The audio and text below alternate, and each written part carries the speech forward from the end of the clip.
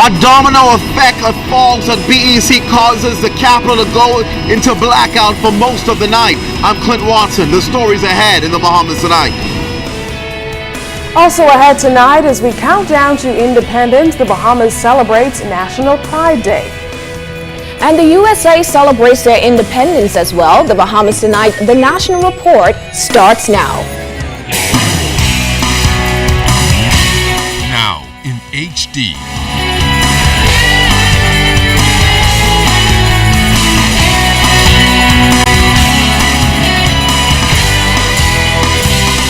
ZNS Network presents The Bahamas Tonight. This portion of the news brought to you by BTC Everyday. I'm tired of this and they need to do something because people got to go to work. Oh my God, it's killing us, man. You see all the people, Joe? Look at it. Their own cars. The government got to do better than this, man. We got to do something. Huh? We can't take this no more. Well, the cause of last night's island-wide blackout in the capital still hasn't been determined. Good evening, everyone. I'm Keish Latterly. And I'm Charisma Robinson. Despite crews from BEC working throughout the night to restore power by the time the sun came up, there were still many areas that had not been restored. BEC officials say they were able to restore power by tracing the fault and isolating the problem. As to the cause, the problem still is a mystery. And as Clint Watson tells us tonight, what was abundantly clear is the discomfort that residents were forced to endure on a hot summer night. Some are calling it a national emergency that bore serious and, in some cases, life-threatening consequences. We've had calls all night from persons who are sick, people on ventilator in their homes, asking us please to give some assistance. Thursday night, no doubt, one of the most frustrating of 2014, as New Providence residents were without power for an entire night. BEC Chairman Leslie Miller says they still don't know what caused the power failure. This should only happen in a certain area. We should be able to shut down power in that small area. We will have one of those substations, but it shouldn't affect our entire system. And this is really a situation that we cannot afford to happen again in this country. Technical advisor on the board, Edwin Darville, says it was time-consuming because they had to use the isolation method to identify what the problem was, and more time to bring down each generator. If you have issues on the system, you bring it up, it shuts down. You bring it up, it shuts down, and it goes on and on until you can isolate whatever causing the problem. Do you feel you've identified what the problem is yet? Well, we have isolated the problem. We haven't identified it yet. And with summer nights so hot and humid, it was no-brainer that people took drastic measures just to stay cool. Cars lined beaches around Nassau like it was a holiday. Boy, only thing I got to do is just get out of the house and try to come out here because, boy, inside too hot. Can't stay inside right now. And you brought look at your entire family, the kids, everybody? Yeah. That's one of the things I don't want house today. It's so hard in here. Human home. Oh my God. It's killing us, man. You see all the people, Joe? Look at it. Their own cars. The government got to do better than this, man. We got to do something. Huh? We can't take this no more. How many people you brought out here? My wife and my 2 children. That's us. Just to family. sleep? Yeah, the family sleep. We can't sleep home. There's nothing there. Only heat. It's terrible, man. Do you have to work tomorrow? Yes, sir. That's the problem I get now. I'm tired of this and they need to do something because people got to go to work. My niece out here, she got to go to work. This her mother and she have to go to work and we have to be out here with her because she's very ill tomorrow. She's going in the hospital and she can't even lay down one comfortable night inside her own home. Others crammed into service stations. Esso on the Run in the east literally was packed out with nearby residents, many of them charging phones and soaking up the cool air. Stop here and suck up some AC. What's that? Obviously electricity off at home as well. Yes. And of course we understand there have been people in here all night. All night. This is the slowest it's been all night. I bring so much gas riding up and down on my AC inside my car. I ready to get reimbursed right now. Leslie, some real folks need to get reimbursed for the gas you got to spend drive up and down all night. Miller and Darville were very apologetic and sympathetic as they stayed up all night with work crews trying to restore power. Prime Minister Perry Christie, who was out of the country attending CARICOM, phoned about 10 times to stay abreast of the matter. We're going to fly some people in over the weekend to assist us in really getting down to the gist of the problem, to see what the situation is, how to correct it, but more important, how not to let it happen again. And of course, that big question many people are asking is, will there be any compensation for having a whole night without electricity? And Miller says, while no decision has been made yet, and it'll probably have to go to the board level, they are looking at new ways to get those who've been disconnected because they're unable to pay those bills back on. He says they really feel people's pain, and they want to ensure everyone has electricity. We'll wait to hear what comes out of this matter. Clint Watson, ZNS Network News. Now, BEC says as of 4 o'clock this afternoon, several generators remained inactive, which has resulted in a generation shortfall, which continues to impact several areas. Until this shortfall is addressed, the corporation will need to rotate supplies, which may leave those impacted consumers without electricity for periods of up to 2 hours in duration. We'll continue to follow the story. In other news tonight is efforts by Venezuela to mediate the issue of denationalization of Haitians in the Dominican Republic go nowhere. The Bahamas and CARICOM continue to press for a resolution. This as the Bahamas government highlights a policy going forward for Haitians in the Bahamas. Our Julian Reed has the story. Foreign Affairs and Immigration Minister Fred Mitchell says that Prime Minister Perry Christie's position is that the Bahamas has to remain engaged with the Dominican Republic. Bilaterally, due to our concerns about migration and other issues including poaching in Bahamian waters by Dominican fishermen, and multilaterally with groupings like CARICOM. I think what CARICOM has to do is to make a strong call for these meetings to be resumed, and that you let the Dominican Republic know that this is a matter you really have to get resolved, and that we're strong on the point. And also, going to the International Human Rights Court, the Inter-American Human Rights Court. According to the Bahamas Constitution, people born here of non-Bahamian parents can apply for Bahamian citizenship at the age of 18. Mitchell says that won't change anytime soon. But as the government reviews its policy that affects a large number of people born here of Haitian parentage, he says this is what must happen. If your parents are Haitian, you go to the Haitian embassy and get a passport. And that's going to be a requirement for documentation ever going forward. You'll get a residency permit to be in the Bahamas just like your parents have, but you got to have a Haitian passport because too many people are just growing up without any documentation and then saying, hey, I can't travel and so on and so forth. It's not true that you can't travel. It's not true that you can't get a visa from the U.S. and all the rest of that.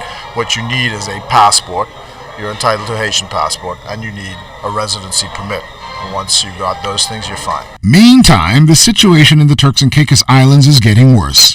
Mitchell says the government there is strangled by repayment terms of a loan the British government underwrote during the time the MISIC government was suspended.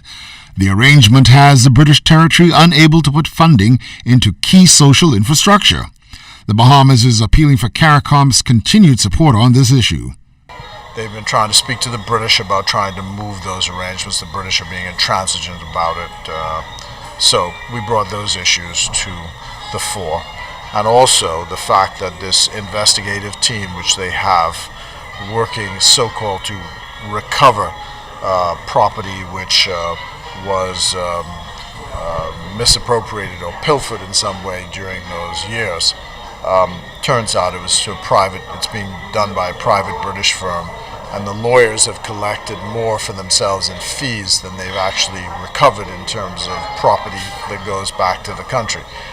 Been trying to get the British to pay for that, and they're refusing. The CARICOM heads of government meeting in Antigua and Barbuda ended on Friday. Julian Reed, ZNS Network News.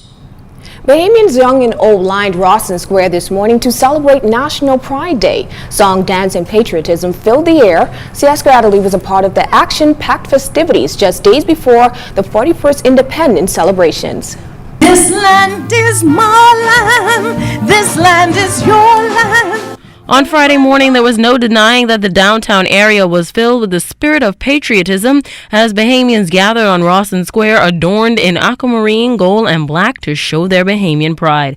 As the country prepares to celebrate its 41st birthday next Thursday, the ceremony was used as a time of celebration and reflection on the country's development since 1973. In his message, keynote speaker Minister Vaughn Miller says despite the Bahamas facing trying times, for the most part it has been able to maintain peace, security, and stability. This, he believes, is what differentiates the Bahamas from other nations. There are many things we may differ on. There are many things we may debate, we may discuss, but the one thing all of us can agree on, our land needs healing. Echoing the call for a peaceful Bahamas was director of the Hope Center, Carlos Reed. He firmly believes that more than half the country's population are good people, and this nation can be turned around once there is a commitment to peace. We all are Bahamians, and we all have a part to play in this fight. The police cannot solve our crime problem, nor can any legislation. The only way that we're going to see a change in this nation is when each one of us rise up with the fortitude and the endeavor to say that I'm going to make a difference. Just moments before the brief flag-raising ceremony, tribute was made to the Governor General, Sir Arthur Folkes. You have served our country with dignity and pride.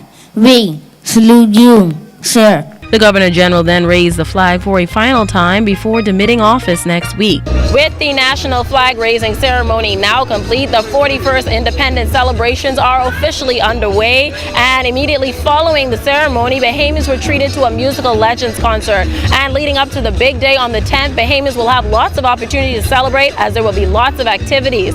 Sia Scatterly, ZNS Network News.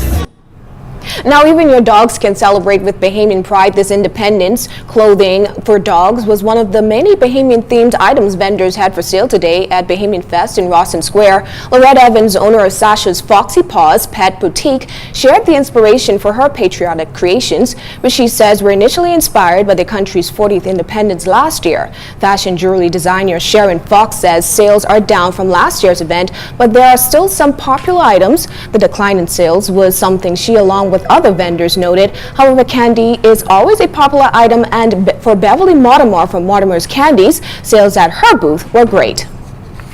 I wanted to kind of do some designs specifically for our pets, showing how patriotic even your pets can be, and that was when most of this line was born.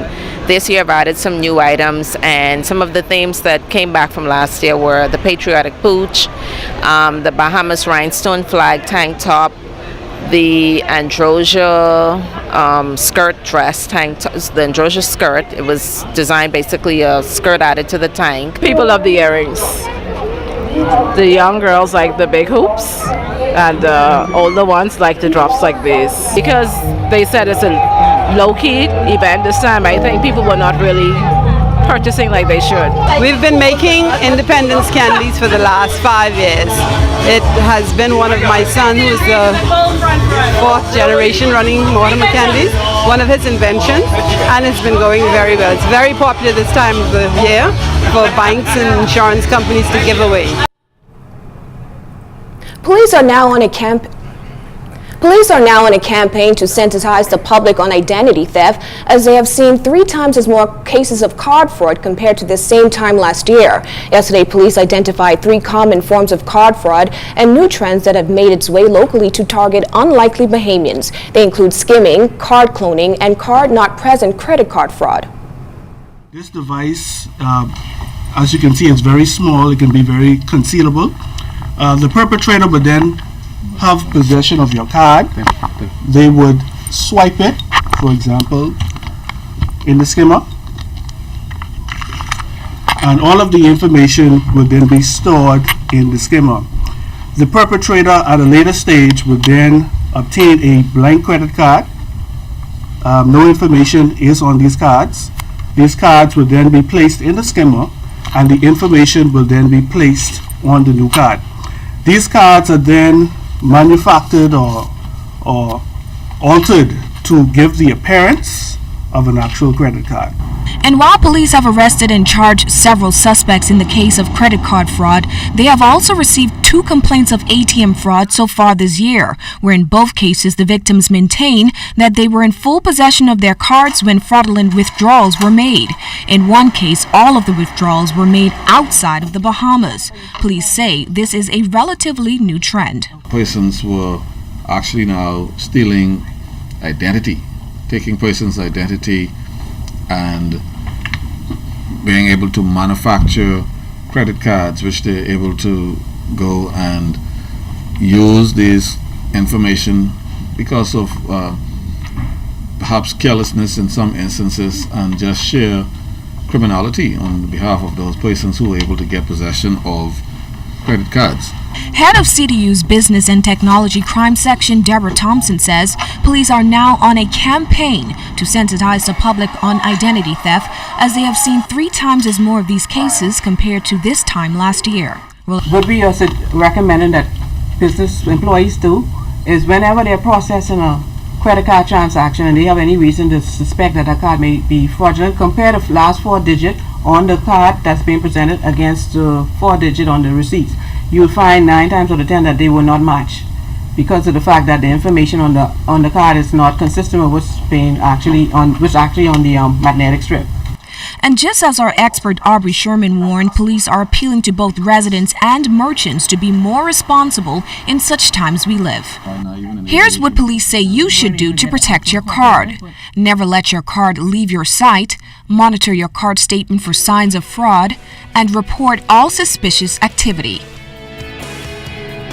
Well, today is National Pride Day for Bahamians, but Americans are celebrating their independence. We'll tell you about it coming up.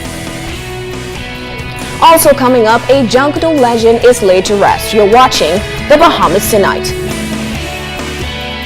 This segment of the news is brought to you by Shell Quality Fuels.